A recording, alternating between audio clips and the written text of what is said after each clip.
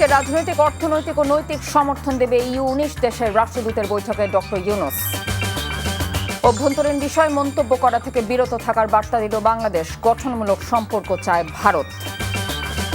সংস্কার শেষে একটি সুষ্ঠু নির্বাচনের জন্য 4 মাসের বেশি সময় প্রয়োজন নেই, বিএনপির 17টি প্রস্তাব। সিরিয়া ইস্যুতে নতুন মোড়, মস্কোয় উঠল বিদ্রোহীদের পতাকা, দামেস্কে মিলছে গোপন কারাগারের সন্ধান।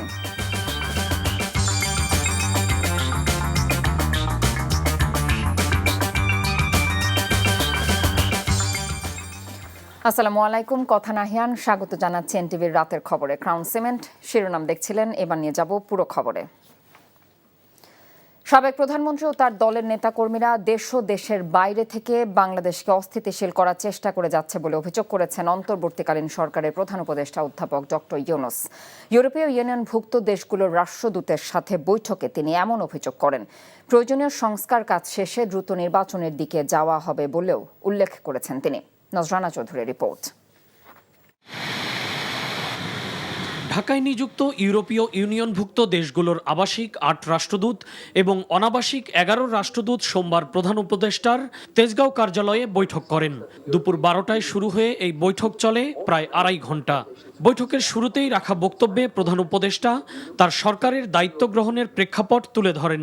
জানান, তারা একটি ভঙ্গুর অর্থনীতি এবং অব্যবস্থাপনায় ভরা দেশ পেয়েছিলেন। সেই অবস্থা থেকে বাংলাদেশ অনেকটাই ঘুরে দাঁড়িয়েছে বলেও জানান ডক্টর ইউনূস। তবে গণঅভ্যুত্থানের মাধ্যমে দেশ ত্যাগে বাধ্য হওয়া সাবেক প্রধানমন্ত্রী এখনও দেশকে অস্থিতিশীল করার চেষ্টা করে যাচ্ছেন বলেও অভিযোগ করেন তিনি। সাবেক প্রধানমন্ত্রী বিদেশে বসে ভিডিও কলের মাধ্যমে দেশকে অস্থিতিশীল করতে চাচ্ছেন। তার দলের নেতারা প্রচুর দুর্নীতির অর্থ নিয়ে গেছেন, সেগুলোই এসব মিথ্যা প্রচারণার কাজে ব্যয় করা হচ্ছে। দেশের বিভিন্ন সংকট নিরসনে তার সরকার রাজনীতিবিদদের সাথে আলোচনা করে সিদ্ধান্ত নিচ্ছেন বলে জানান প্রধান উপদেষ্টা। দেশের মানবাধিকার পরিস্থিতি আগের থেকে অনেক ভালো হয়েছে উল্লেখ করে তিনি বলেন, সংখ্যালঘুদের নিয়ে দেশের বাইরে যা প্রচার হচ্ছে তা মোটেও সত্য নয়। প্রয়োজনীয় সংস্কার শেষে তার সরকার দ্রুত নির্বাচন অনুষ্ঠানের জন্য কাজ করে যাচ্ছে বলেও জানান ডক্টর ইউনূস। আমরা একটি নতুন বাংলাদেশের প্রতিশ্রুতি দিয়েছি, আর নতুন বাংলাদেশের জন্য নতুন নীতি ও কাঠামো দরকার। এসব কাজ হয়ে গেলে আমরা আমাদের প্রধান লক্ষ্য নির্বাচনের দিকে ধাবিত হব। তবে আমরা তা করতে মোটেও দেরি করব না, কারণ নির্বাচন দেরিতে হলে উন্নয়ন বাধাগ্রস্ত হবে। দেশের অর্থনৈতিক উন্নয়নে ইউভুক্ত দেশগুলোর কাছে আর্থিক ও কারিগরি সহযোগিতা কামনা করেন প্রধান উপদেষ্টা। নজরানা চৌধুরী, এনটিভি নিউজ, ঢাকা। বাংলাদেশের বিরুদ্ধে ভারতীয় গণমাধ্যমে অপপ্রচার বন্ধ এবং দেশের অভ্যন্তরের বিষয়ে মন্তব্য করা থেকে বিরত থাকতে দেশটিকে বার্তা দিয়েছে বাংলাদেশ। সফররত ভারতীয় পররাষ্ট্র সচিব বিক্রম মিশ্রির সাথে কয়েক দফা বৈঠক শেষে একথা জানিয়েছেন বাংলাদেশের পররাষ্ট্র সচিব জসিম উদ্দিন। বৈঠকে ভারতের পক্ষ থেকে বাংলাদেশের সংখ্যালঘুদের নিরাপত্তা নিয়ে উদ্বেগ জানিয়েছেন দেশটির পররাষ্ট্র সচিব। নাজিবুর রহমানের রিপোর্ট। 5 আগস্ট পরবর্তী সময়ে বিভিন্ন ঘটনাকে কেন্দ্র করে বাংলাদেশ ভারতের সম্পর্কে কিছুটা টানাপোড়েন সৃষ্টি হয়। এমন বাস্তবতায় প্রথমবার বাংলাদেশে আসেন ভারতের পররাষ্ট্র সচিব। শেখ হাসিনা সরকারের পতনের পর এটিই ঢাকায় বাংলাদেশ ও ভারতের মধ্যে উচ্চ পর্যায়ের কর্মকর্তাদের প্রথম বৈঠক। রাষ্ট্রীয় অতিথি ভবন পদ্মায় বৈঠকে বসেন দুই দেশের কর্মকর্তারা।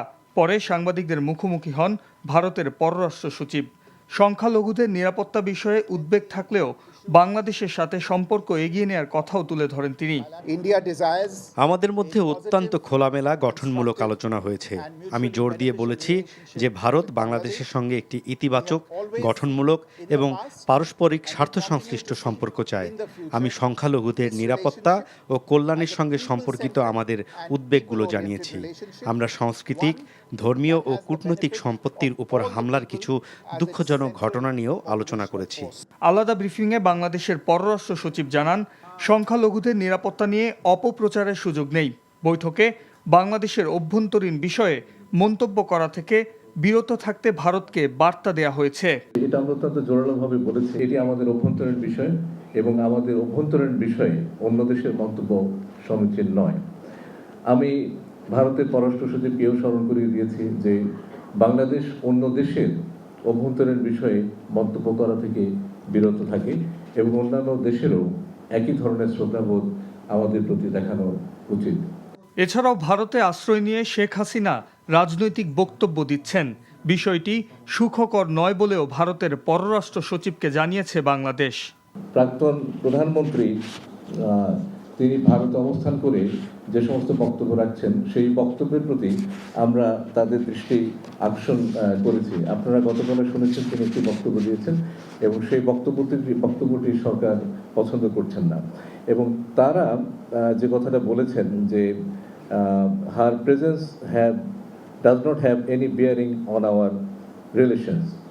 সাম্প্রতিক উত্তেজনা কাটিয়ে দ্রুতই অতীতের মতো দুদেশ ইতিবাচক ও গঠনমূলক সম্পর্ক উন্নয়নে কাজ করে যাবে বলেও আশা প্রকাশ করেন তিনি। মাননীয় পররাষ্ট্র উপদেষ্টা নাজিবুর রহমান, এনটিভি নিউজ, ঢাকা। নয়াদিল্লি বাংলাদেশের অন্তর্বর্তীকালীন সরকারের সঙ্গে এবং দুই প্রতিবেশীর মধ্যে সম্পর্ক উন্নয়নে সম্মিলিত সমন্বিত প্রচেষ্টায় আগ্রহী বলে জানিয়েছেন ঢাকায় সফররত ভারতের পররাষ্ট্র সচিব বিক্রম মিশ্রি।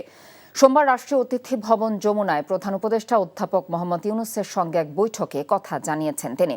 সফররত ভারতের পররাষ্ট্র সচিবের পক্ষ থেকে বাংলাদেশকে বলা হয়েছে, বিভিন্ন কারণে দুদেশের সম্পর্কের মধ্যে একটি মেঘ এসেছে, সেই মেঘটি দূর করতে হবে। বাংলাদেশ বলেছে এটি দূর করতে হবে। সম্পর্কের কালো মেঘ দূর করতে ভারতের সহায়তা চান প্রধান উপদেষ্টা। ভারতের পররাষ্ট্র সচিব বলেন, সম্পর্ক বাড়ানো ছাড়া দ্বিতীয় কোনো চিন্তা নেই। তারা যেখানে ছিল সেখান থেকেই আবার শুরু করতে চায়।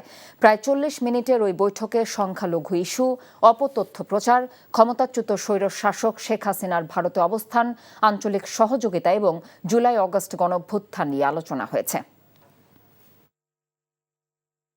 ভারতের পক্ষ থেকে যেটা বলা হয়েছে যে তারা আমাদের সাথে সম্পর্ক জোরদারে আগ্রহী এবং সম্পর্ক এগিয়ে নিতে আগ্রহী এবং বিভিন্ন অপপ্রচার, এই যে বিভিন্ন রকমের কর্মকাণ্ড সেখানে হচ্ছে, যেগুলো আমাদের দেশের যে একটা ইমেজ আছে সম্প্রীতির একটা দেশ বলে, সেটাকে প্রশ্নবিদ্ধ করছে। আমাদের এই যে জুলাই আগস্টের যে অভ্যুত্থান, এটাকে প্রশ্নবিদ্ধ করছে।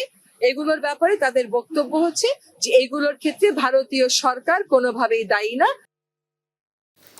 শেখ হাসিনার সময় দুদক ও বিচার বিভাগ দাসে পরিণত হয়েছিল বলে মন্তব্য করেছেন আইন উপদেষ্টা ডক্টর আসিফ নজরুল। বলেন, শেখ হাসিনার পুরো পরিবার দুর্নীতি করলেও তাদের বিরুদ্ধে ব্যবস্থা না নিয়ে মিথ্যা অভিযোগে খালেদা জিয়ার বিরুদ্ধে মামলা করে দুদক। একই অনুষ্ঠানে টিআইবি নির্বাহী পরিচালক ডক্টর ইফতেখারুজ্জামান বলেছেন, দুদকের অনাচার দুর্নীতি দেখে তিনি বিব্রত। আবির আহমেদের রিপোর্ট। এক ভিন্ন প্রেক্ষাপটে দেশে এবার পালিত হচ্ছে আন্তর্জাতিক দুর্নীতি বিরোধী দিবস। সরকার গঠিত তদন্ত কমিটি অর্থনৈতিক খাতের শ্বেতপত্র প্রকাশ করেছে, যেখানে দেখানো হয়েছে দুর্নীতির মাধ্যমে অর্জিত 28 লাখ কোটি টাকা পাচার হয়েছে। তবে অভ্যন্তরীণভাবে কোনো প্রতিষ্ঠান ও ব্যক্তি কত টাকা দুর্নীতি এবং অনিয়মের মাধ্যমে কুক্ষিগত করেছে সেসব নিয়েও তদন্ত হবে হয়তো। প্রযুক্তির ব্যাপক ও দ্রুত উৎকর্ষের সাথে সাথে প্রতিনিয়ত দুর্নীতির ধরন ও কৌশল পরিবর্তিত হচ্ছে। আন্তর্জাতিক দুর্নীতি প্রতিরোধ দিবস উপলক্ষে রাজধানীতে অনুষ্ঠানের আয়োজন করে দুর্নীতি দমন কমিশন দুদক।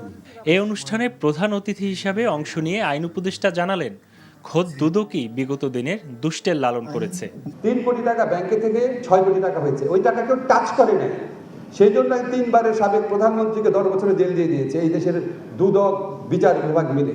চোর প্রধানমন্ত্রী, এই চোরের মুখের সামনে কেউ কোনো কথা বলতে পারতো না। দুদক তার দাসে পরিণত হয়েছিল। দুর্নীতি দমন কমিশনকে সচ্ছলতার সাথে দায়িত্ব পালনের আহ্বান জানান আইন উপদেষ্টা। চুরি করে হাজার হাজার কোটি টাকার মালিক যারা হয়েছে তাদের বিরুদ্ধে তদন্তের অ্যাপ্রুভালটা দিয়ে গেছেন। এখন তদন্ত করেন, ভালো পরিবেশ পেলে আপনারা কাজ করতে পারেন, এটা দেখান। সমাজের গভীরে দুর্নীতির যে শিখর গজিয়েছে তা উপড়ে ফেলার কথা বলেছেন দুর্নীতি দমন কমিশন সংস্কারে গঠিত কমিশন প্রধান ও টিআইবির নির্বাহী পরিচালক ডক্টর ইফতেখারুজ্জামান। অন্তর্বর্তীকালীন সরকার যে যৌক্তিকভাবে যে ক্ষেত্র এবং প্রতিষ্ঠানগুলোকে চিহ্নিত করেছেন তার শীর্ষে অবশ্যই দুর্নীতি একটি ক্ষেত্র এবং দুর্নীতি দমন কমিশন সুনির্দিষ্টভাবে সংস্কারের কার্যক্রম চলছে। এদিকে ধানমন্ডির মাইডাস সেন্টারে আন্তর্জাতিক দুর্নীতি বিরোধী দিবস উপলক্ষে কার্টুন প্রতিযোগিতার বিজয়ীদের পুরস্কার বিতরণ করা হয়। পরে চিত্র প্রদর্শনীর উদ্বোধনও করা হয়। আবির আহমেদ, এনটিভি নিউজ, ঢাকা। যারা বলছে নির্বাচিত সরকারের মতো জনগণের ম্যান্ডেট নেই অন্তর্বর্তী সরকারে, তারা ভুল বলছেন উল্লেখ করে টিআইবি নির্বাহী পরিচালক ডক্টর ইফতেখারুজ্জামান বলেছেন, এই সরকারের ম্যান্ডেট নির্বাচিত সরকারের চেয়ে বেশি। সংস্কার বিষয়ে এসডিজি বাস্তবায়নের নাগরিক প্ল্যাটফর্ম আয়োজিত আলোচনায় এসব কথা বলেন তিনি। এ সময় ডক্টর দেবপ্রিয় ভট্টাচার্য অভিযোগ করেন, বৈষম্য বিরোধী চেতনার অনেকে এখন বৈষম্যমূলক কাজে জড়াচ্ছেন। হাসানুল শাওনের রিপোর্ট। সুশাসনের জন্য জনসম্পৃক্ত সংস্কার বিষয়ে এসডিজি বাস্তবায়নে নাগরিক প্ল্যাটফর্মের এই আলোচনা, যাতে মতামত দেন সমাজের বিভিন্ন শ্রেণী পেশার মানুষ। বক্তারা বলেন, পতিত আওয়ামী সরকারের উন্নয়নের বয়ানের বিপরীতে দেশে সব ধরনের বৈষম্য বেড়েছে। জুলাই আগস্ট বিপ্লবের পর যারা ক্ষমতায় এসে গেছেন বলে ভাবছেন, তাদের মধ্যে সে আন্দোলনের চেতনার প্রতিফলন নেই। পরিবর্তন তো বড় হয়েছে 5ই আগস্ট, এবং একটা সুযোগ কিন্তু সৃষ্টি হয়েছে, এবং এইটাকে কাজে লাগাতে হবে। নির্বাচন করেই তো শেষ করা যাবে না, একদম সারাক্ষণিক একটা তাদেরকে একটা দায়বদ্ধতার মধ্যে রাখা, তাদের উপরে নজর রাখা, সেটার দায়িত্বটা কিন্তু আমাদের নাগরিকদেরই আছে। বৈষম্য বিরোধী আন্দোলনের সফলতার পর অনেকের ভূমিকা নিয়েও সমালোচনা করেন বক্তারা। আমরা লক্ষ্য করছি এই মুহূর্তে বৈষম্য বিরোধী চেতনার পক্ষের শক্তিদের ভিতরে কেউ না কেউ আমরা লক্ষ্য করছি, যারা বিভিন্ন ধরনের বৈষম্যকে টিকিয়ে রাখার পক্ষে বিভিন্ন রকমের যুক্তিতর্ক দিচ্ছে। এই সুযোগে দেশের নির্বাচন ব্যবস্থা এবং রাজনৈতিক সংস্কৃতির পরিবর্তন আনার তাগিদ দেন বিশিষ্টজনরা। বড় চ্যালেঞ্জ হলো মনোনয়ন বাণিজ্য, অর্থ কোটি কোটি টাকা, যে শত কোটি টাকা যে লেনদেন হয়, এটা কিভাবে আমরা করব, এটা কিভাবে নিয়ন্ত্রণ করব, এবং এটা যদি নিয়ন্ত্রণ করতে হয় তাহলে আমাদের রাজনীতিবিদদেরই এই দায়িত্ব নিতে হবে। বক্তারা বলেন, আওয়ামী শাসনামলে দুর্নীতি করতেই দেশে কর্তৃত্ববাদ প্রতিষ্ঠিত হয়েছিল। অনেকে মনে করেন যে অন্তর্বর্তীকালীন সরকার নির্বাচিত সরকার নয়, তাদের ক্ষমতার ভিত্তি নাই। মিসনোমার। যেই ম্যান্ডেট নিয়ে অন্তর্বর্তীকালীন সরকার ক্ষমতায় বসেছে, তাকে দেয়া হয়েছে, এটা অভূতপূর্ব। এটা কোনো নির্বাচিত সরকারেরও নাই। দেশ সংস্কারের যে সুযোগ তৈরি হয়েছে তা কাজে লাগানোর আহ্বান জানান এসডিজি বাস্তবায়নে নাগরিক platform. Hasanul Shaon, NTV news, Dhaka. বিএনপির সর্বোচ্চ নীতি নির্ধারণী ফোরাম জাতীয় স্থায়ী কমিটির বৈঠক অনুষ্ঠিত হয়েছে। সোমবার রাতে গুলশানে বিএনপি চেয়ারপারসনের রাজনৈতিক কার্যালয়ে বৈঠক অনুষ্ঠিত হয়। লন্ডন থেকে অনলাইনে যুক্ত হয়ে বৈঠকে সভাপতিত্ব করেন বিএনপি ভারপ্রাপ্ত চেয়ারম্যান তারেক রহমান। দেশের বাইরে বৈঠকে অনলাইনে যুক্ত হন বিএনপি মহাসচিব মির্জা ফখরুল ইসলাম আলমগীরও। এ সময় সমসাময়িক রাজনৈতিক বিষয় সহ বিভিন্ন বিষয়ে আলোচনা হয়। বৈঠকে দলের বিএনপির স্থায়ী কমিটির সদস্য ডক্টর খন্দকার মোশাররফ হোসেন, ব্যারিস্টার জমির উদ্দিন সরকার সহ অন্যান্যরাও অংশ নেন।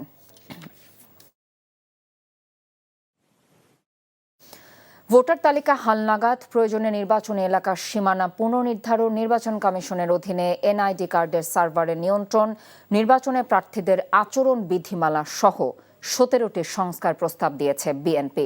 আর বিএনপি স্থায়ী কমিটির সদস্য সালাউদ্দিন আহমেদ বলেছেন, সংস্কার শেষে একটি সুষ্ঠু নির্বাচন প্রদানে 3 থেকে 4 মাসের বেশি সময় প্রয়োজন নেই। ইফতেখার রেজার রিপোর্ট। আগামী নির্বাচন কিভাবে সুষ্ঠু ও গ্রহণযোগ্য হতে পারে সেই বিষয়ে সংস্কার তুলে ধরতেই এই সংবাদ সম্মেলন করেছে বিএনপি। সোমবার বিকেলে গুলশানে বিএনপি চেয়ারপারসন কার্যালয়ে সংস্কার প্রস্তাব উত্থাপন করেন বিএনপির স্থায়ী কমিটির সদস্য ডক্টর আব্দুল মুঈন খান। তিনি বলেন, অগ্রাধিকার ভিত্তিতে নির্বাচন ব্যবস্থা ও সংবিধান সংস্কার জরুরি। আর 111-এর সময় ইচ্ছাকৃত পরিবর্তিত সীমানাগুলোর পুনর্নির্ধারণ বিবেচনায় প্রয়োজনীয়তা তুলে ধরেন তিনি। এ সময় বিএনপির পক্ষ থেকে সংস্কার প্রস্তাব সহ 17টি প্রস্তাব তুলে ধরা হয়। যে সংস্কারগুলো আমরা এই মুহূর্তে অত্যাবশ্যকীয় বলে মনে করছি, সেগুলোর প্রতি আমরা গুরুত্ব দিয়েছি, এবং নির্বাচনী সংস্কার কিন্তু তার মধ্যে অত্যন্ত গুরুত্বপূর্ণ সংস্কার। 111-এর যে সীমানা নির্ধারণে যেগুলো আমরা রাজনৈতিক বলে মনে করছি, পরবর্তীকালে কিছু কিছু সংশোধন হয়েছে। সাধারণ নির্বাচনের আগে যে কোনো সংক্ষুব্ধ ব্যক্তি তিনি কিন্তু নির্বাচন কমিশনের কাছে আবেদন করতে পারেন যে এটা এই কারণে এই নির্বাচনী সীমানাটা যুক্তিযুক্ত নয়। আমরা বলেছি এই পদ্ধতি যেহেতু আছে, এই পদ্ধতির মাধ্যমেই আমরা সীমানা পুনর্নির্ধারণ করার প্রয়োজন হলে সেইভাবে করে নিতে পারি। বিএনপি স্থায়ী কমিটির সদস্য সালাউদ্দিন আহমেদ বলেন, জরুরি সংস্কার শেষে 3-4 মাসের মধ্যেই সুষ্ঠু নির্বাচন দেওয়া সম্ভব। এটা অধিকাংশই আইনি সংস্কারের বিষয়। কাগজের বিষয় ভোটার তালিকা প্রণয়ন, যেটা আপডেট হালনাগাদ করা হয়, সেটার একটা নিয়মও আছে, বিধিও আছে। জানুয়ারির 2 তারিখে খুব সম্ভবত খসড়া তালিকা প্রকাশ করা হবে। তারপরের যে কাজগুলো, এগুলো সবগুলো গোছাতে প্র্যাকটিক্যালি 2 থেকে 3 মাসের বেশি সময় লাগার কথা নয়। সেগুলো সমন্বিত করে এটির নির্বাচন উপহার দিতে আমাদের মনে হয় না এটা খুব বেশিতে 3 থেকে 4 মাসের বেশি সময় লাগার কথা। অতীতে যেসব কর্মকর্তা কর্মচারী রাতের ভোটে সহযোগিতা করেছে সে বিষয়ে তদন্ত করে তাদের বিরুদ্ধে ব্যবস্থা নেওয়ার দাবি জানিয়েছেন বিএনপির স্থায়ী কমিটির সদস্য Nazrul Islam Khan. Iftekhar Reza, NTV news, Dhaka. BNP senior যুগ্ম মহাসচিব অ্যাডভোকেট রুহুল কবির রিজভী বলেছেন, বাংলাদেশ নিয়ে ভারতের মিডিয়া ক্রমাগত মিথ্যাচারে লিপ্ত রয়েছে। বাংলাদেশের ভাবমূর্তি বিনষ্ট করতে তারা উঠে পড়ে লেগেছে বলেও অভিযোগ করেছেন তিনি। বিকেলে মানিকগঞ্জের শিবালয়ের রূপসা এলাকায় বৈষম্য বিরোধী আন্দোলনে এ জেলায় শহীদ রফিকুল ইসলাম, আফিকুল ইসলাম সাদ ও সায়াদ মাহমুদ খান এবং আহত 2 পরিবারের মাঝে আর্থিক সহায়তা প্রদানকালে একথা বলেন রিজভী। হতাহতদের অবদানের কথা স্মরণ করে তাদের প্রতি কৃতজ্ঞতা জানিয়েছেন তিনি। আমরা বিএনপি পরিবার এই সংগঠনের ব্যানারে অনুষ্ঠানের দলের চেয়ারপারসনের উপদেষ্টা ও মানিকগঞ্জ জেলা বিএনপির সভাপতি আফরোজা খান রিতা সহ অন্যান্যরাও উপস্থিত ছিলেন। খোলা ও বোতলজাত সয়াবিন তেলের দাম লিটার প্রতি 8 টাকা বাড়িয়ে যথাক্রমে 157 ও 175 টাকা নির্ধারণ করা হয়েছে। সংশ্লিষ্ট ব্যবসায়ীদের সাথে বৈঠক শেষে বিকেলে সচিবালয়ে আয়োজিত সংবাদ সম্মেলনে কথা জানানো হয়। নতুন দাম আজ থেকে কার্যকর হবে বলে জানান বাণিজ্য উপদেষ্টা শেখ বশিরউদ্দিন। ব্যবসায়ীরা আন্তর্জাতিক বাজারের সাথে সমন্বয় চেয়েছিল বলেই হয়তো কিছুটা সংকট তৈরি হয়েছিল, যা সামনের দিনে আর হবে না বলেও জানিয়েছেন তিনি। রিপোর্ট করছেন রোকনউদ্দিন। সপ্তাহখানেক ধরেই বাজারে পর্যাপ্ত সরবরাহ ছিল না সয়াবিন তেলের, মিলছিল না বোতলজাত সয়াবিন তেলও। এমন বাস্তবতায় সংশ্লিষ্ট ব্যবসায়ীদের সাথে বৈঠকে বসেন বাণিজ্য উপদেষ্টা। এ সময় দেশের বাজারে এপ্রিলে সয়াবিন তেলের দাম নির্ধারণের পর আন্তর্জাতিক বাজারে তখনকার চেয়ে 20% দাম বেড়েছে বলে জানান ব্যবসায়ীরা। পরে আয়োজিত সংবাদ সম্মেলনে খোলা ও বোতলজাত সয়াবিন তেলের দাম লিটার প্রতি 8 টাকা বাড়িয়ে যথাক্রমে 157 ও 175 টাকা নির্ধারণের ঘোষণা দেওয়া হয়। পাম অয়েলটা নিয়ে আমরা আলোচনা করিনি। আমাদের বটলের এমআরপি বটল প্রাইস হচ্ছে 175 টাকা আর খোলাটা হচ্ছে 157 টাকা। এটা ছিল বটলে ছিল হচ্ছে 167 টাকা আর লুজে ছিল 149 টাকা। তেলের পর্যাপ্ত মজুদ আছে ও নতুন দাম সোমবার থেকেই কার্যকর হবে বলে জানান বাণিজ্য উপদেষ্টা।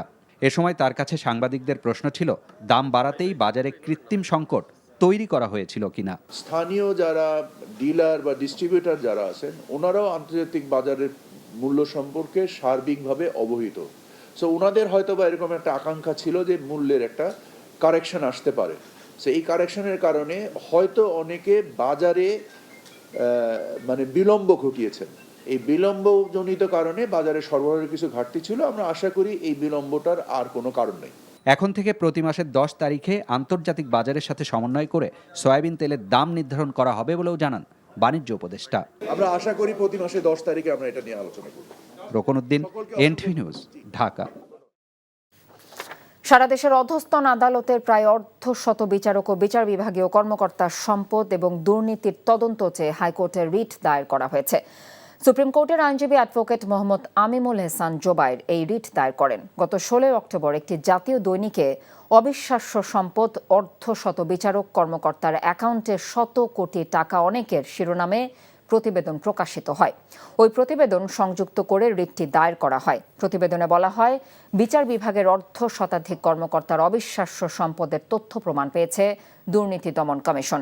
বিচারপতি ফারাহ মাহবুব ও বিচারপতি দেবাশিস রায়চৌধুরীর হাইকোর্ট বেঞ্চে রিট আবেদনটির ওপর শুনানি হতে পারে বলে জানিয়েছেন রিটকারী আইনজীবী। এবারে সিরিয়া প্রসঙ্গ। রাশিয়ার রাজধানী মস্কোর সিরিয়ান দূতাবাসে উড়ানো হলো বিদ্রোহীদের 3 তারকা পতাকা। ধারণা করা হচ্ছে সিরিয়ার নতুন সরকারকে সমর্থন দেবে রাশিয়া। একই সঙ্গে দেশটির সাবেক প্রেসিডেন্ট বাশার আল আসাদকে রুশ প্রেসিডেন্ট ভ্লাদিমির পুতিন ব্যক্তিগতভাবে রাজনৈতিক আশ্রয় দিয়েছেন বলে জানিয়েছেন ক্রেমলিন। এদিকে দামেস্কের বিভিন্ন স্থানে আসাদ সরকার আমলের বিভিন্ন গোপন কারাগারের সন্ধান মিলছে। ভারতীয় আগ্রাসন ও বাংলাদেশের বিরুদ্ধে তথ্য সন্ত্রাসের প্রতিবাদে আগামী বুধবার আগরতলা অভিমুখে লং মার্চের কর্মসূচি দিয়েছে বিএনপির 3 সহযোগী সংগঠন যুবদল, ছাত্রদল ও স্বেচ্ছাসেবক দল। নয়াপল্টন থেকে বুধবার সকালে শুরু হবে কর্মসূচি। আখাউড়া সীমান্ত পর্যন্ত যাবে এই লং মার্চ।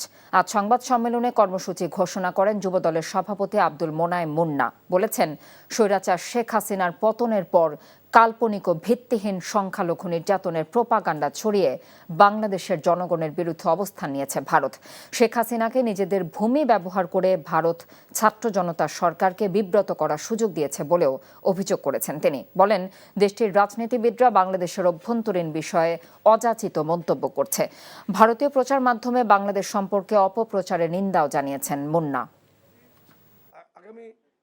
ভারতীয় মিথ্যা তথ্য সন্ত্রাসের প্রতিবাদ, ভারতীয় আগ্রাসনের বিরুদ্ধে আমরা জনগণকে ঐক্যবদ্ধ করে আমরা ঢাকা থেকে আগরতলার অভিমুখে লং মার্চের ঘোষণা দিচ্ছি, যেটা 11ই ডিসেম্বর আমরা পল্টন সকাল পল্টন থেকে জমায়েত হয়ে আমরা এখান থেকে আমাদের লং মার্চ, শান্তিপূর্ণ লং মার্চ আখাউড়া সীমান্ত পর্যন্ত আমরা যাব। বাংলাদেশের সর্বস্তরের ছাত্র, যুবক এবং স্বেচ্ছাসেবী জনতাকে এই লং মার্চে অংশগ্রহণের আহ্বান জানাচ্ছি। ভারত এখন জঙ্গির রাষ্ট্র হিসেবে পরিচিত হয়েছে। ভারত যাদেরকে আশ্রয় দিচ্ছে তাদেরকে আমরা জঙ্গি মনে করি বলে মন্তব্য করেছেন বৈষম্য বিরোধী ছাত্র আন্দোলনের আহ্বায়ক হাসনাত আব্দুল্লাহ। সন্ধ্যায় রাজধানীর বাংলা মোটরে সংগঠনটির নেতাদের গাড়িতে হামলা ও ভাঙচুরের প্রতিবাদ ও বিচারের দাবিতে নিজ কার্যালয়ে আয়োজিত সংবাদ সম্মেলনে একথা বলেন তিনি। বলেন, শেখ হাসিনা ভারতের বেতনভুক্ত কর্মচারী ছিল। ভারত থেকে যে নির্দেশ পেত সেভাবেই এই দেশকে ধ্বংস করেছে। তিনি আরও বলেন, শেখ হাসিনাকে অবশ্যই বাংলাদেশে আসতে হবে, তবে তা শুধু বিচারের জন্য। ভারত যদি তাকে ফেরত না দেয়, আমরা ধরে নেব ভারত জঙ্গিবাদকে প্রশ্রয় দিচ্ছে। শেখ হাসিনা অবশ্যই বাংলাদেশে আসবে, তবে বিচারের জন্য আসবে। গণহত্যার যে কাঠগড়ায় তাকে দাঁড়াতে হবে, তার বিচার নিশ্চিত করার জন্য হাসিনাকে অবশ্যই ফিরতে হবে। এবং তারা যদি হাসিনাকে ফেরত না দেয়, তাহলে আমরা ধরে নিব ভারত হচ্ছে, ইন্ডিয়া হচ্ছে জঙ্গি সংগঠনকে তারা পৃষ্ঠপোষকতা দিচ্ছে। এক যুগ আগেই দানব হয়ে উঠেছিল পতিত ক্ষমতাসীন আওয়ামী লীগের ছাত্র সংগঠন ছাত্রলীগ। দর্জি দোকানে বিশ্বযুদ্ধকে প্রকাশ্যে চাপাতি দিয়ে কুপিয়ে হত্যা করেছিল জগন্নাথ বিশ্ববিদ্যালয়ের ছাত্রলীগের নেতাকর্মীরা। 12 বছর পেরিয়ে গেলেও সেই হত্যাকাণ্ডে চূড়ান্ত বিচার করেনি শেখ হাসিনা সরকার। এতে ক্ষোভ ও ঘৃণা বাড়ছে বিশ্বজিতের পরিবার এবং এলাকাবাসীর মনে। শরীয়তপুর থেকে আব্দুল আজিজ শিশিরের পাঠানো রিপোর্ট। প্রতিপক্ষ শিবিরকর্মী সন্দেহে দর্জি দোকানে বিশ্বজিৎ দাসের উপর হায়নার মতো চাপাতি নিয়ে ঝাঁপিয়ে পড়েছিল জগন্নাথ বিশ্ববিদ্যালয়ের ছাত্রলীগের নেতাকর্মীরা। বিশ্বজিৎ বারবার নিজের পরিচয় দিলেও সেই চিৎকার পৌঁছায়নি খুনির কানে। এমন ভয়ঙ্কর ও রোমহর্ষক দৃশ্য গণমাধ্যমের ক্যামেরায় ধরা পড়ার পর সবার সামনে আসে। শুরু হয় সমালোচনার ঝড়। জগন্নাথ বিশ্ববিদ্যালয়ের শাখা ছাত্রলীগের কয়েকজন নেতাকর্মীকে গ্রেফতার করা হয়। নিম্ন আদালতে ফাঁসির আদেশ হয় আসামিদের। উচ্চ আদালতে আপিলে গিয়ে দীর্ঘসূত্রিতে আসামিরা জামিনে ছাড়া পান। এখন প্রকাশ্যে ঘুরে বেড়ায় তারা। এতে ক্ষোভ ও হতাশা বাড়ছে বিশ্বজিতের পরিবারে। বিশ্বজিতের বিয়া করাইতাম, ওর নাতি পুতি আমার হইতো, হ্যাঁ খুব বাসনা ছিল। বিশ্ব আমার ছোট ছেলে, ওই কুলের ছেলে, ওই কেমনে ওরে হত্যা করে আমার। ওখানে আমার একটা চাহিদা দাবি, এই সরকার আছে যে বর্তমান সরকার যদি আমার পোলার এই বিচার, হত্যাকাণ্ডের বিচার করে। শরীয়তপুরের ছেলে বিশ্বজিতের বৃদ্ধ মা বাবা ও এলাকাবাসী বিশ্বজিৎ হত্যার বিচার বাস্তবায়ন করতে অন্তর্বর্তীকালীন সরকারের কাছে দাবি জানিয়েছেন। নিরীহ ছেলেটাকে যারা হত্যা করছে বা করছে, এটা যেন সঠিক সুন্দরভাবে যাচাই হয়, বিচার হয়। এর মা বাবা তো এখনো ওর জন্য কাঁদে, ওর তো বিচার হয়নি ভালো করে। একযোগে শুধু বিশ্বজিৎই খুন হয়নি, হেলমেট বাহিনী, হাতুড়ে লীগ রূপে সাধারণ ছাত্রদের উপর হামলার অভিযোগ ছিল ছাত্রলীগের বিরুদ্ধে। জুলাই আগস্টে বৈষম্য বিরোধী ছাত্র আন্দোলনে হামলা ও হত্যার অভিযোগ এবং পরবর্তীতে আবারও নৈরাজ্যের শঙ্কায় ছাত্রলীগকে নিষিদ্ধ করে অন্তর্বর্তী সরকার। NTV news desk.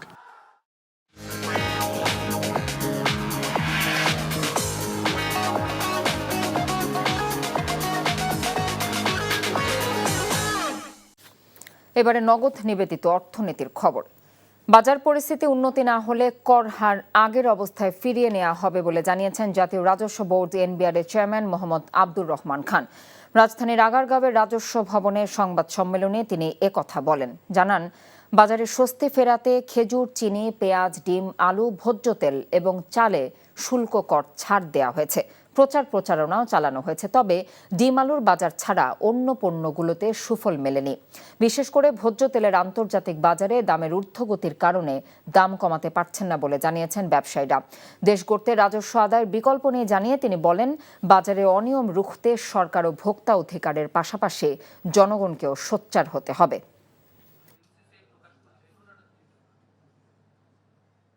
দৃঢ়তার সাথে কাজ করতে হবে আমাদের মাঠ প্রশাসনকে, একই সাথে আমাদের সম্মানিত করদাতাদেরকে এগিয়ে আসতে হবে। ওনাদের যদি পেন্ডিং ট্যাক্স থাকে সেগুলো দিয়ে দেওয়া, এবং যারা মোটেও ভ্যাট দেন না, রেজিস্ট্রেশন করেন নাই, ওনাদেরকে দ্রুততার সাথে আসতে হবে। আমরা কিন্তু ডোর টু ডোর ক্যাম্পেইন শুরু করব এবং আমাদের মাঠ পর্যায়ে যারা কর্মকর্তা আছেন তারা কিন্তু এটা পরিপালন করবেন। দেশের অর্থনীতিতে স্থিতিশীলতা আনতে দ্রুততম সময়ের মধ্যে নির্বাচন প্রয়োজন বলে জানিয়েছেন বিএনপি ভাইস চেয়ারম্যান ও এফবিসিসিআই এর সাবেক সভাপতি আব্দুল আওয়াল মিন্টু। দুপুরে রাজধানীর পল্টন টাওয়ারের ইআরএফ মিলনায়তনে ইকোনমিক রিপোর্টার্স ফোরাম আয়োজিত বাংলাদেশের অর্থনীতির গতি, প্রকৃতি এবং ভবিষ্যৎ শীর্ষক অনুষ্ঠানে তিনি একথা বলেন। ভোটে নির্বাচিত না হওয়ায় এই সরকারের জবাবদিহিতার জায়গা নেই বলে জানিয়েছেন তিনি। এছাড়া তিনি অভিযোগ করেন, দলীয় ব্যবসায়ীদের সব ধরনের লুটপাটকে বৈধতা দিয়ে বিগত স্বৈরাচারী সরকার দেশের অর্থনীতিকে ধ্বংস করেছে। ব্যাংকিং খাত সহ ধ্বংস হওয়া গোটা অর্থনীতি পুনরুদ্ধারে সময় প্রয়োজন হবে বলে জানিয়েছেন এই ব্যবসায়ী। যদি জনগণের কাছে দায়বদ্ধতা না থাকে, তাহলে ওনারা যদি কোনো একটা অন্যায় কাজও করে, ওনারা যদি একটা সঠিক কাজ নাও করে, তাহলে কিভাবে তাদেরকে জবাবদিহিতার সম্মুখীন আমরা করব? জনগণের কাছে দায়বদ্ধতার একটা মাত্র উপায়, সেটা হলো যদি আমরা একটা নির্বাচিত সরকার আমরা পাই। সারা দেশের সব শ্রেণীর পাঠকদের বই পড়ার সুযোগ বিস্তৃত করতে চলতি বছর দেশের ২৮টি জেলায় ব্যক্তি প্রতিষ্ঠান সহ বিভিন্ন উদ্যোগে গড়ে ওঠা ৩৯৩টি লাইব্রেরিতে ১,২০,০০০ বই পৌঁছে দিয়েছে বিকাশ। কয়েক বছরের ধারাবাহিকতায় চলতি বছর ফেব্রুয়ারিতে অমর একুশে বইমেলা প্রাঙ্গণে আসা লেখক, পাঠক, দর্শনার্থীদের কাছ থেকে বই সংগ্রহ করে বিকাশ। পাশাপাশি বিকাশের অর্থায়নে আরও বই কেনা হয়। মেধা সংগ্রহ বিকাশ ঠেকাইকে স্লোগানে পরিচালিত হয় এই বছরের বই সংগ্রহ কার্যক্রম। গত ৫ বছরে দেশের সুবিধা বঞ্চিত স্কুল সহ বিভিন্ন লাইব্রেরিতে ২,৬৭,০০০ বই বিতরণ করেছে বিকাশ। বই সংগ্রহ বিতরণের এই আয়োজনে গত বছর থেকে যুক্ত হয় প্রথম আলো ট্রাস্ট। ইস্পাহানি প্রথম আলো আন্তঃবিশ্ববিদ্যালয়ের ফুটবল টুর্নামেন্টের ফাইনালে ২-১ গোলের ব্যবধানে আমেরিকান ইন্টারন্যাশনাল ইউনিভার্সিটিকে পরাজিত করে চ্যাম্পিয়ন হয়েছে ড্যাফোডিল ইন্টারন্যাশনাল ইউনিভার্সিটি। বিকেলে সাভারে ড্যাফোডিল ইন্টারন্যাশনাল ইউনিভার্সিটি মাঠে এই ফাইনাল খেলা অনুষ্ঠিত হয়। টুর্নামেন্টে অংশ নেয় ৪২টি বিশ্ববিদ্যালয়। এ সময় উপস্থিত ছিলেন ইস্পাহানি গ্রুপের পরিচালক মির্জা আহমেদ ইস্পাহানি ও ইমাদ ইস্পাহানি, প্রথম আলোর সম্পাদক মতিউর রহমান, টুর্নামেন্ট কমিটির প্রধান, জাতীয় দলের সাবেক অধিনায়ক আশরাফুদ্দিন আহমেদ চূন্য।